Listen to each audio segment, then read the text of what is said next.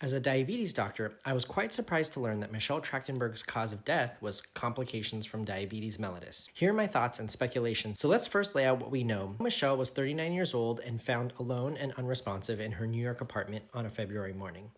Several news sites reported at that time that she had recently underwent a liver transplant. In today's news, the New York City Office of Chief Medical Examiner announced that they had determined that Trachtenberg died naturally as a result of complications of diabetes mellitus. So my first thought was to figure out what type of diabetes she might have had.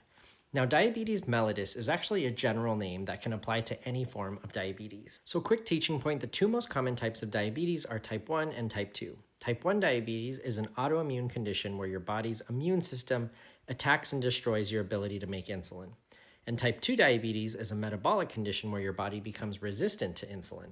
So bringing it back to Michelle, it would be uncommon for type 2 diabetes to lead to a sudden, unexpected death, and being lean and younger does raise the possibility that she might have had type 1 diabetes, either known or unknown to her. Type 1 diabetes can lead to sudden death due to taking too much insulin, leading to low blood sugar, or not taking enough insulin, leading to a serious condition called diabetic ketoacidosis. A very important detail here is that Michelle recently had a liver transplant.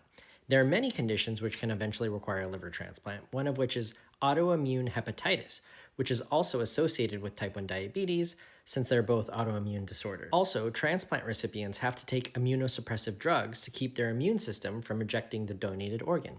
These medications can have the undesired effect of leaving the body more susceptible to serious infections and can also lead to a form of diabetes called post-transplantation diabetes, which closely resembles type 2 diabetes. But even then, I wouldn't expect post-transplantation diabetes to lead to a sudden death in a 39-year-old, which is why one of my last points is that death certificates and causes of death are not as literal and straightforward as you'd think. The wording from the examiner's office was complications of diabetes.